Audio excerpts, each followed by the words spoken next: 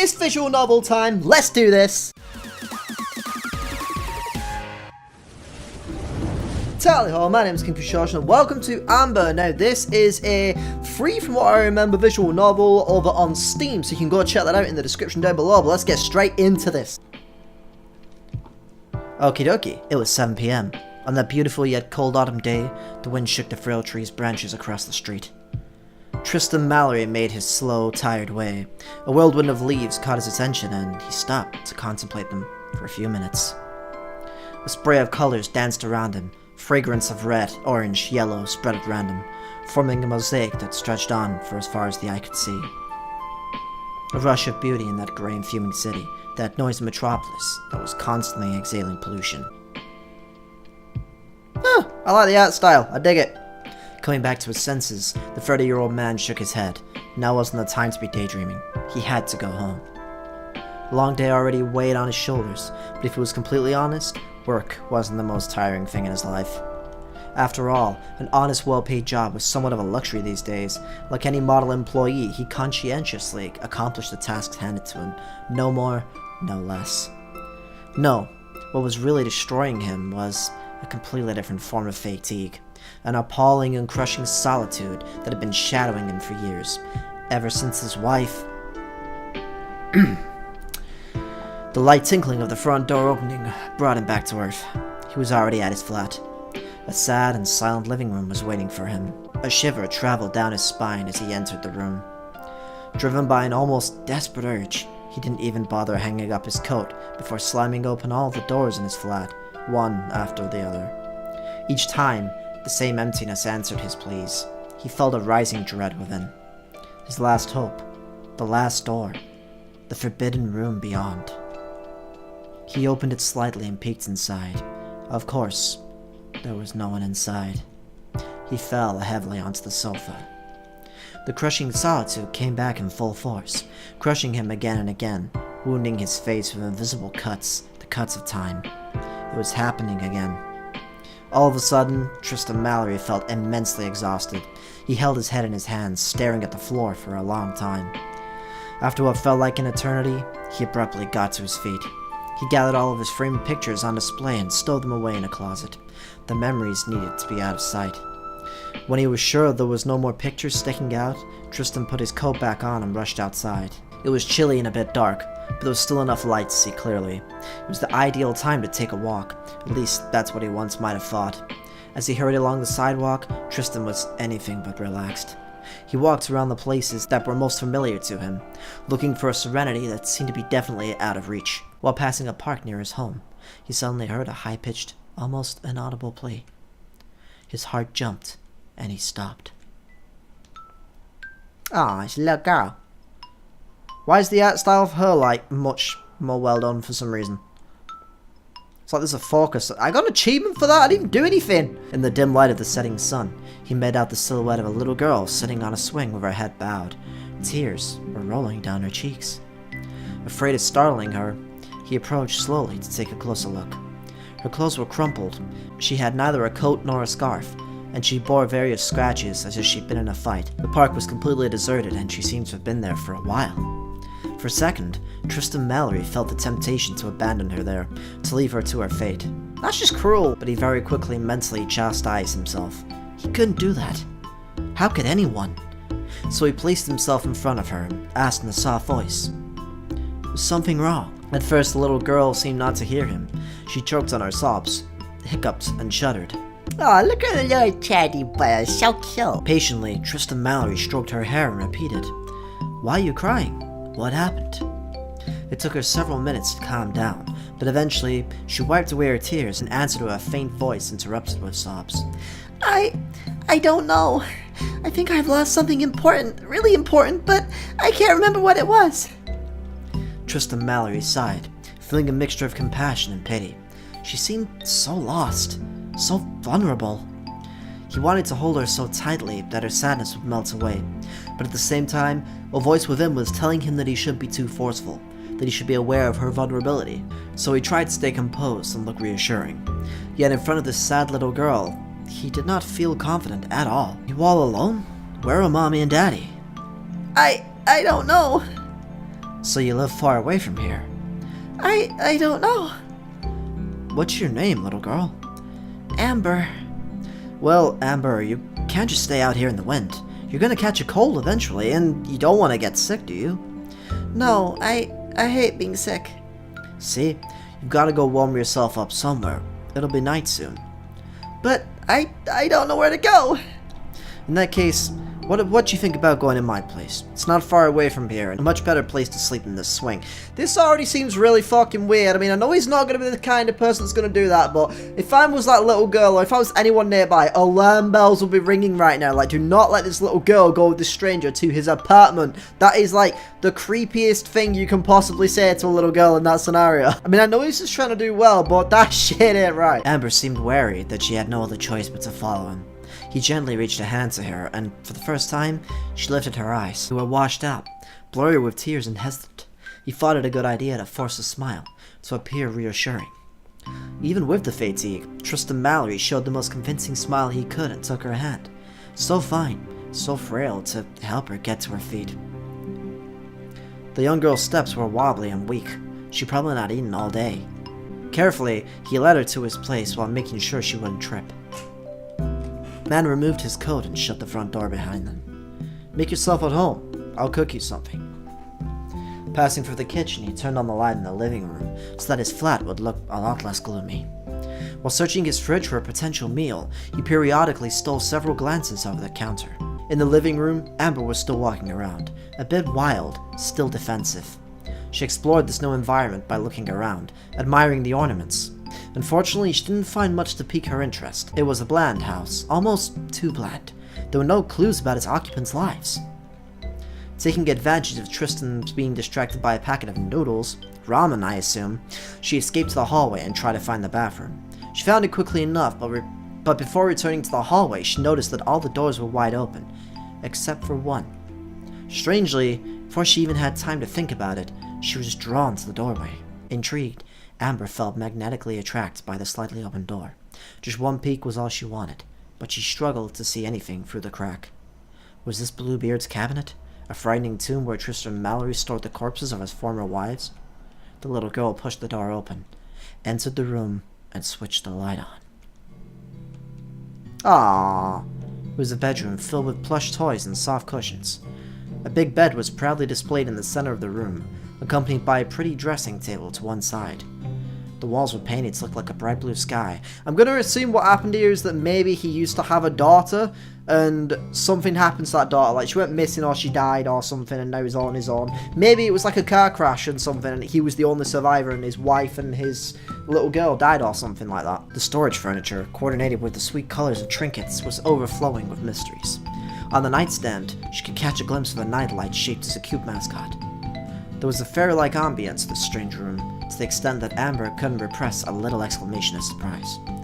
Closing the door so that the 30-year-old wouldn't discover her hiding spot, she stretched out on the colorful bed, rolled into a ball, jumped about, and snuck under the bedsheets.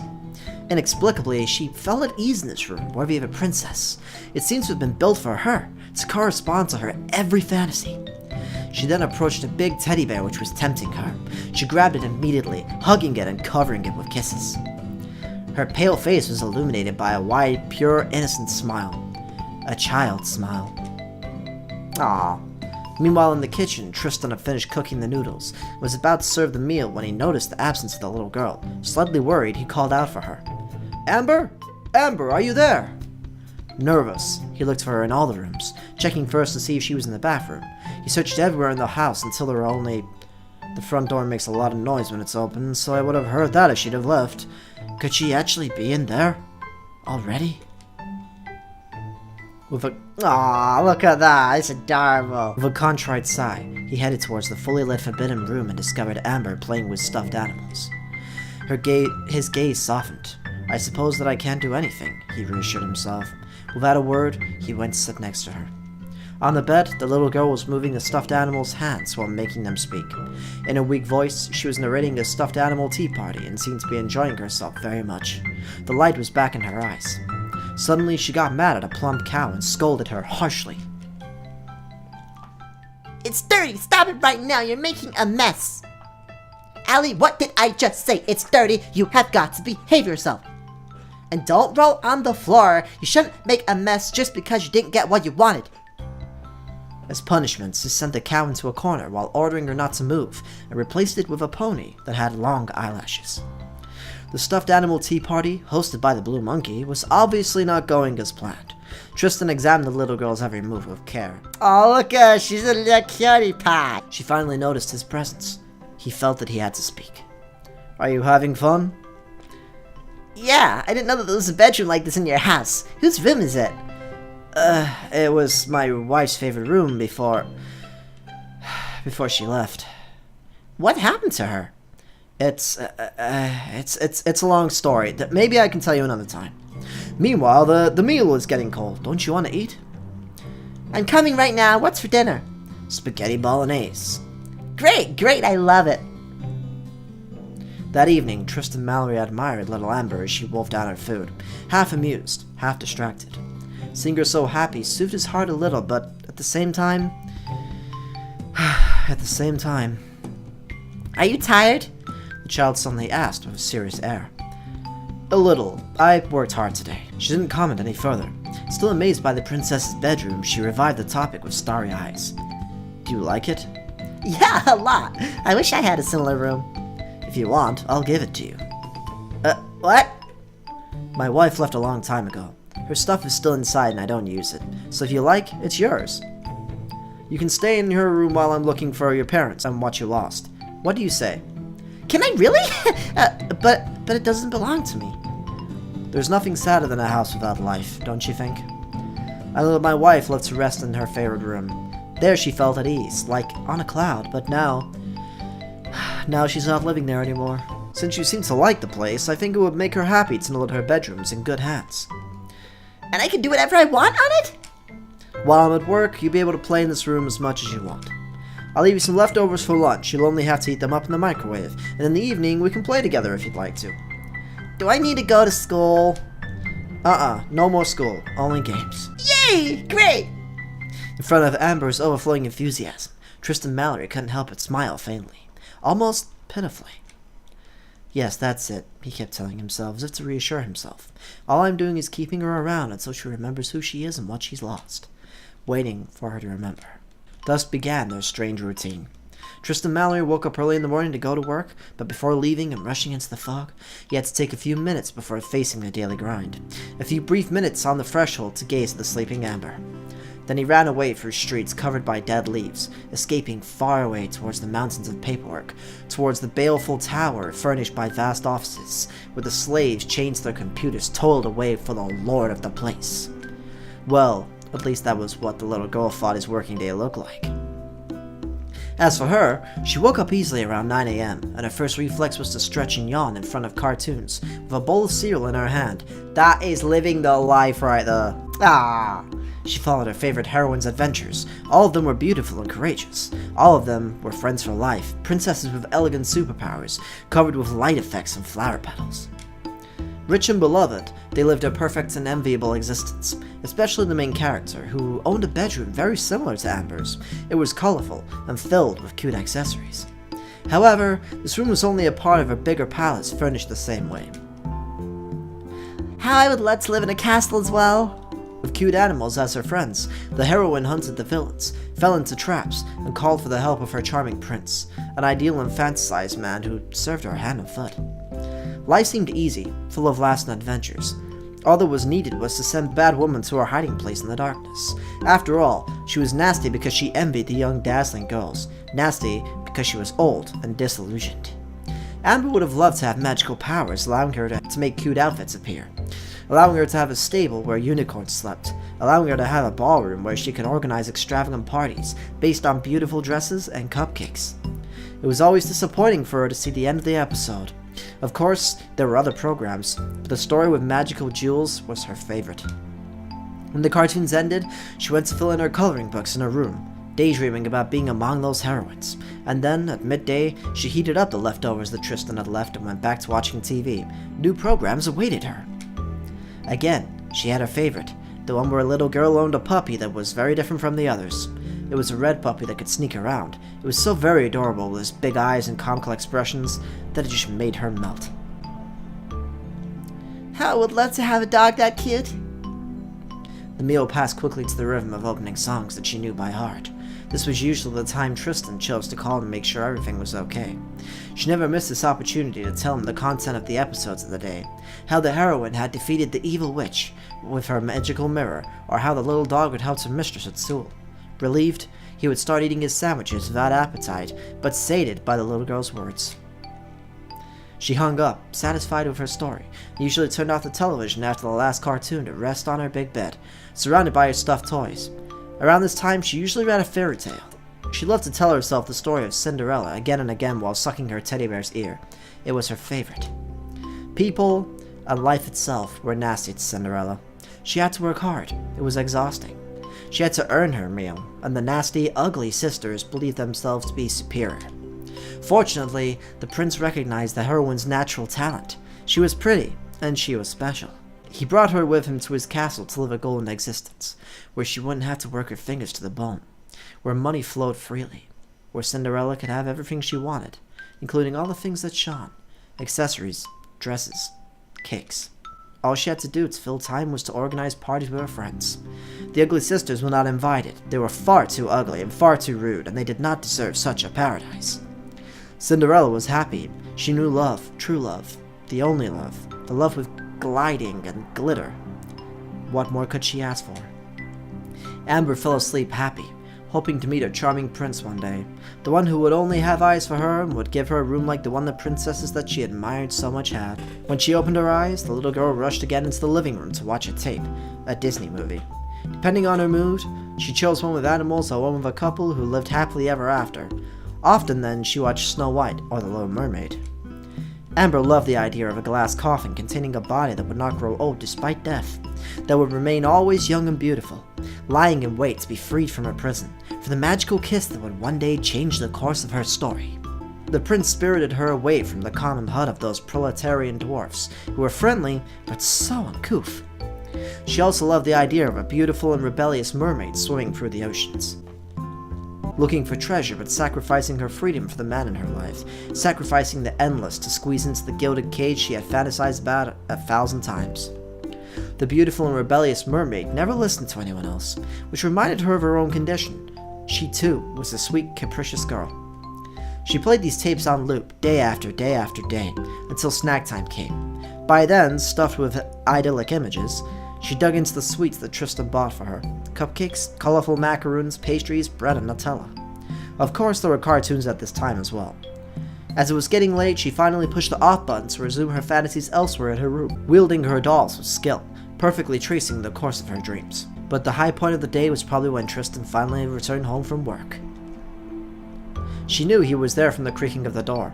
She would rush into the living room to greet him, and, all joyous, she would throw herself at him, timidly at first, but then with more enthusiasm over the weeks. She loved being carried on his shoulders to mimic an airplane and fly through the flat until they crashed on the bed, laughing. Playing together was so much fun.